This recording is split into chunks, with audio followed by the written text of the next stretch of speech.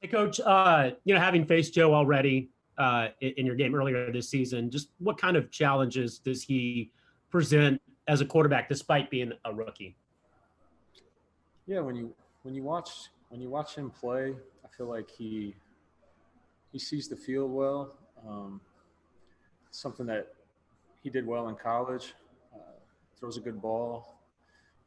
I think when you watch, he doesn't play like a typical rookie quarterback. I feel like the game's moving slowly for him. He processes information well, sees coverages, and gets the ball where it needs to be. And he has some weapons outside that he can get him to. Thanks, Jake. We'll go to Dan Lobby. Hey, Coach. How's it How going? good was it to see Ronnie Harrison make that play against the Colts?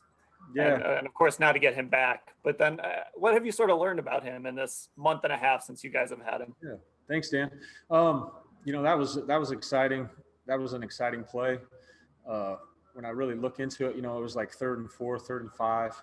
It was really just kind of a marriage, just defensively, of situational awareness, um, good call at the right time, executing, the rush, uh, putting the quarterback in an uneasy situation. He throws the ball, turns and tries to throw it to the sideline, and then, you know, Ronnie was at the right place, right time, and caught the one that they threw to him, which was good. And then, obviously scoring on defense is such a huge part. When you do that, it really helps the team.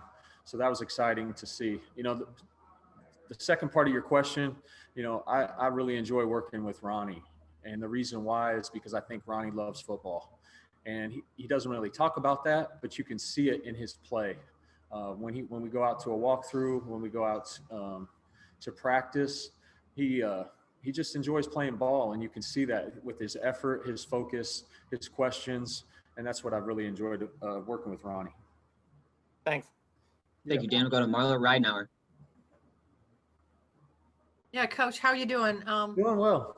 I know you don't know for sure about Carl Joseph, but what would it be like if you had him and Ronnie both? I mean, it seems like you've kind of been, kind of thin, extremely thin.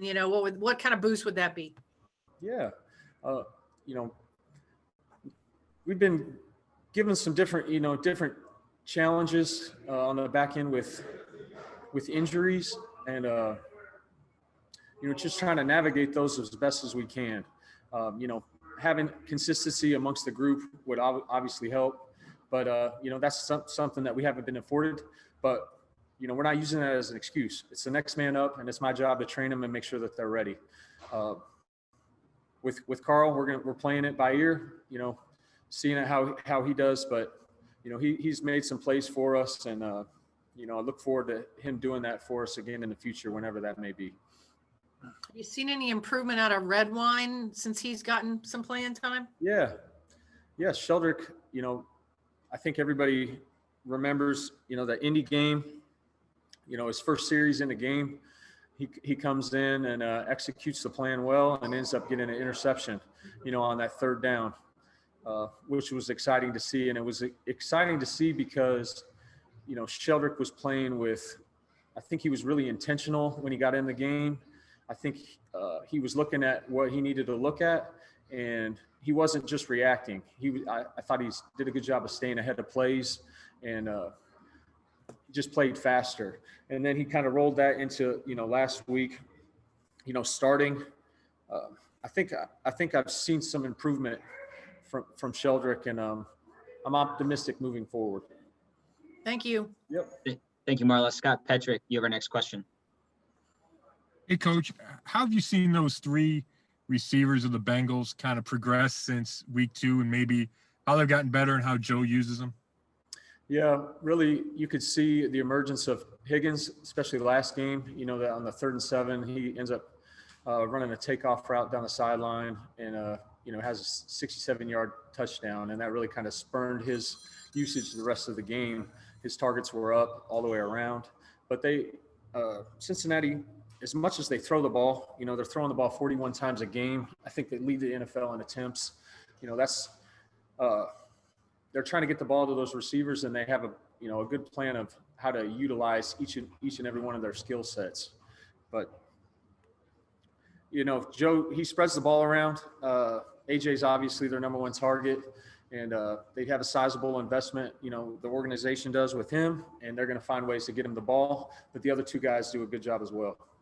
And how much, I don't know, pressure or how important is it to have Kevin then is that nickel corner who will probably be on the field a bunch? Yeah, absolutely. You know, looking at Cincinnati, what's unique not only in the amount of 3 wide receiver personnel groupings they use, but they'll use 4 and even 5, have five guys on the field, which is a little bit unique.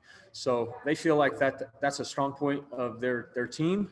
And so having a guy like Kevin, or really having multiple DBs that can, you know, cover in man-to-man situations, or not only that, but in some of our zone coverages where it's more matchup zoning, it is beneficial for us when they can go in there and be tight in coverage, which allows us, you know, hopefully we'll get the quarterback to hold the ball and allow our rush to get home. Thank you. Thanks, Scott. George Thomas, you have our next question. You know what? Scott got me, so I'm good. Thank you. Thank you, George. Nate Ulrich, we'll go to you. Hey, Coach, I asked Joe Woods about this. I wanted to get your perspective, but I know there's such an emphasis on takeaways. I'm wondering if you thought when Denzel Ward got beat on that out and up, if, you know, that was just a case of a guy who has that in his mind, you know, take the ball away. And if there's, you know, a risk reward there, what great that play? Great question, Nate. You know, and I feel like in that situation, on, you know, really on both of those plays, you know, the corners are end up in a man-to-man situation, and the whole focus is, you know, in those man-to-man spots, most of the time you're going to end up knocking the ball down before you end up getting a pick, and making sure we stay focused on that, keeping our eyes right, and that's so much of it, especially playing DB, is it's not like, one, you have to be immensely talented to live outside the numbers. But also you're going to be challenged, and you have to be focused on the details of your work, focus on your eyes so that you can play through those progressions, play with those footworks so that we can, you know, win those situations. And I'm confident in our guys that we will win those situations moving forward. I know Marlo was asking you about Carl Joseph a little bit. I wanted to ask you about kind of his personality and what you think kind of drives him or makes him tick, because every time I ask Joe Woods about him, he's talking about a guy with a chip on his shoulder. Mm-hmm. How does that show up from your perspective?